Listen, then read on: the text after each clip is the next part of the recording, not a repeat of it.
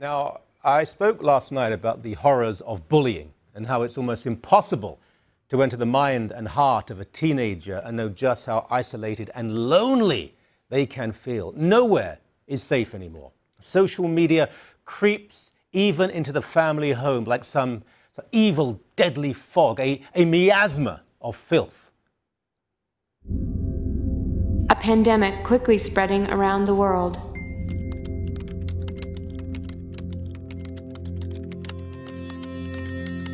Its origin is yet to be known. However, individuals with a history of negative and violent home environments are often more susceptible to contraction.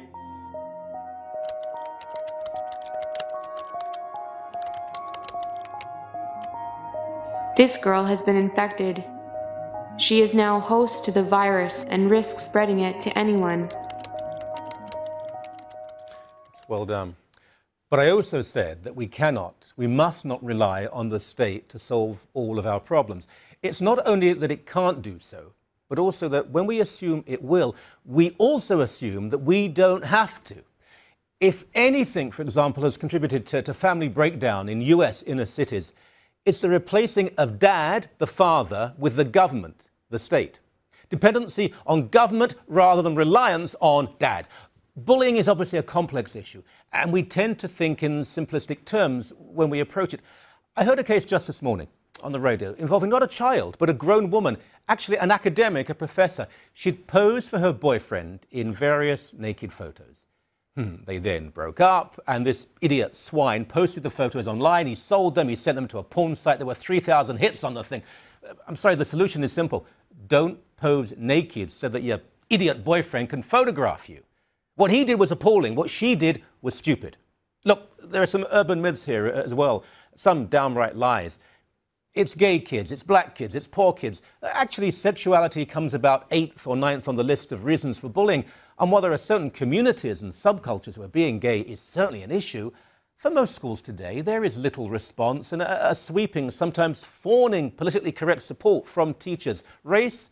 Oh, please. I mean, climb out of your fantasy and ask if black kids, often in schools with large black populations, are really bullied by those nasty gangs of white children. Oh, come on, victims come in all shapes and sizes, and it's actually body image that's the main cause. It could be they're overweight or skinny or ugly or actually very attractive. Yeah, girls who are especially pretty are often victims because other girls are jealous. Girls, by the way, are much, much nastier than boys, and I mean this when it comes to bullying. But back to the state. There are laws to protect victims, and the current legislation might do some good. But, good Lord, children are so protected by post-Trudeau legislation that little can be done to teenagers who send around naked photos of girls on the internet. I mean, who are we kidding here? Who are we kidding? More than this. There is much more to come, I fear, from the government involving this legislation. And if it does involve surveillance and monitoring and persecution of so-called haters, well, guys, I hate that idea, so you better come and arrest me, I suppose. Again, it's not the role of the state to guarantee that nobody is ever hurt. Give teachers and principals more power, yep. Allow teens to be prosecuted, yeah. Energize the idea of parental authority, yep. But these are all anathema to the same people who then weep for bullied children who suffer and even take their own lives. Okay, from the ridiculous to the, well, even more ridiculous, thanks to a new building code, Vancouver will be the first city in Canada to ban doorknobs. Yep, I said doorknobs. In new construction starting this March, they will be replaced with sort of lever things. The ban also extends to the taps that you turn on, because I mean, that can be deadly. Why? Because apparently they could lead to accidents, to people being locked in, to falling down, death, genocide, Holocaust, plague, the end of the world as we know it.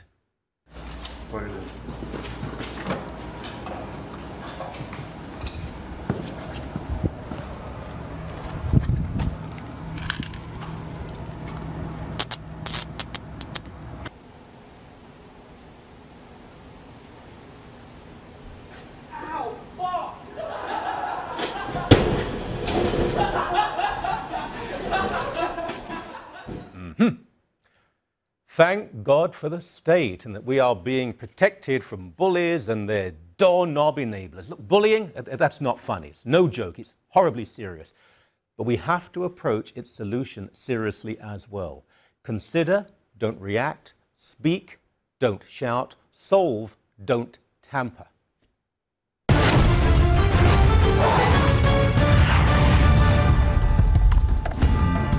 I think we all understand here that nothing we do can bring back the precious lives that have been lost, but hopefully the actions we're taking today will do some things to change things in the future, and will also provide these families with some sense that their concerns are taken seriously and some sense of justice for their daughters. Will it? Well, let's ask the people who it really does concern.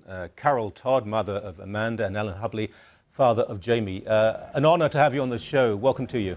Thank you. Thank you. I feel immensely inadequate here because you've been at the very center, the epicenter of this. And, well, thank God, frankly, I haven't. But what the government is doing, will it really change anything? Would it have changed anything for your loved ones? Go ahead.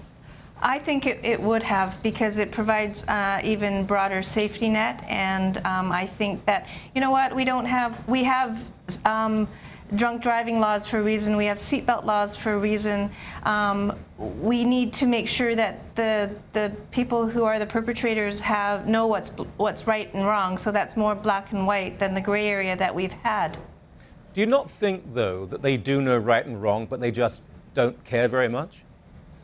It's you're talking about the bully, whether they don't care or not. Yeah. You keep in mind here that what these changes to the Act are going to do is help us identify who they are that are hiding behind, anonymous email handles, or maybe stealing your own personal email and then attacking people in your name. That's the kind of thing that these changes are going to help us with. It's not a matter of two kids in a playground having trouble. This is serious. We're losing too many kids here in Canada to this issue, and elsewhere as well. It's not unique to Canada. No. And so this is some tools that we're going to be able to use to help save kids. And Michael, I'll tell you, if it saves one kid, it's worth it. Well, if any child can be saved, of course, but there are certain consequences. The idea of the state having the authority to go very deep into the private possessions and life of people, and there's about 70 more pages of documentation in this legislation involving surveillance and so on.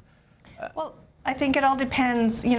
Each case is going to be different, and we have, when you look at the whole bill, it deals with the sharing and making distribution of intimate photos, and you have exploitation, you have cyber harassment through text messages, through emails, through whatever social media devices, and I mean, it's a huge document with a lot of different pieces, and each case has to be looked at different, because we look at the schoolyard, we look at the online exploitation where people do it behind anonymity, like my daughter, that has happened. I mean, you look at Rehtaeh Parsons, and those boys are in the city that they live in. So there's different concepts and how we deal with them, and the consequences also have to be different depending on the age of the child and the severity of the crime and what they did. And it's all about teaching them the right ways to work with that. Okay, but Carol, let me ask you a question, and Yeah. please forgive me if it sounds in any way lacking in respect. Sure. But surely there is also an onus on everybody involved.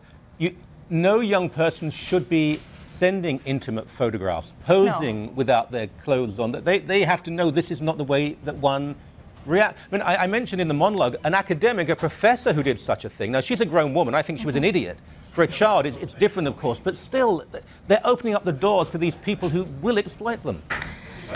And nobody's saying that there isn't personal responsibility here, Michael. Yeah. I think if you have heard anything Carol has said, or the Parsons family, or myself, we all say that this is not the only piece of the solution. There is personal responsibility. There is the need for everybody to get involved in this, the bystanders, teachers, principals. You can't rely on just the teacher to protect the children in the school. You have to educate and help the other students be also able to help the student. You know, bullying stretches into the workplace as well. There's training needs here, and if you look at the entirety of this bill, there's also $10 million in there to do some of that training to help, for example, police officers understand how to enforce the laws that are on the books now in the case of cyberbullying. But one of the things I want to come back to for you is you got to realize under what the kids are dealing with today is their bully may not even be in their own city. So it's not, for example, possible for me as a dad or Carol as a mom to walk down the street and knock on the bully's door. Unless we know who that bully is and where they are, we can't do that. It's not like it was when you and I and Carol were going to school. There is no safe zone anymore. You can't go home. Right. The cyber bullies can reach into your privacy of your own home through, you know, as I said, maybe they steal your email and come in through that way.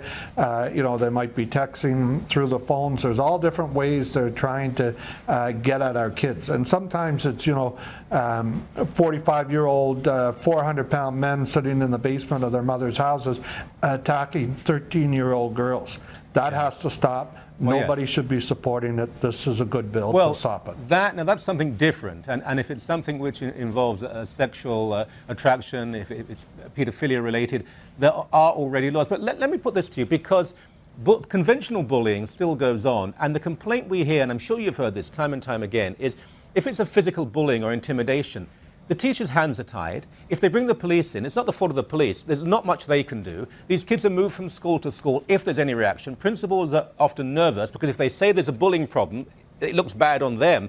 So we have to do more than bring in new legislation. The young offenders legislation protects children at almost every level, so they're not even going to be punished, are they?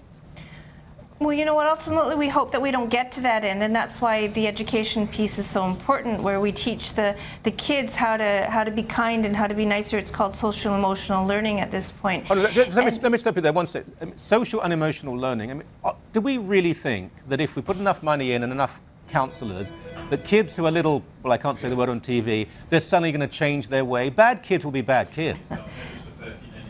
Well, what you need to do, Michael, is what Carol's talking about is what we're doing. For example, Carol's here today at her own expense.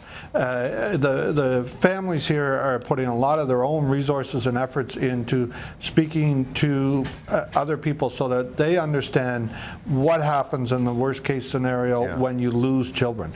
Because sometimes these bullies don't realize that they're going too far and they're pushing kids into making a very drastic and tragic decision. Right. Now, not every case ends up like that, but I'm sure you know as well as I know, and most of your viewers know, somebody or lots of people that have been bullied and there's damage to their lives. It's changed them. It's affected their productivity. It's affected their quality of life. That's what we try to get at through education and by involving people in the community. We're not relying on laws alone to do that. Okay. This is just a tool to unmask the cyber bully who currently can hide and can't be identified. And you know that as a parent yourself, right, you aren't going to stop teaching your kids how to respect other people and to be kind and stand up for their peers that need help. We're always going to have those people that bend the rules and do something, but if we disempower them, then it will help and it'll happen less and less, right? Yes. It's been a genuine, I mean, it's a genuine privilege speaking to you. You're both, you've come out of something so grotesque and tragic to be absolute models and examples. Thank you so much for your time. Thank you. Okay, thank you.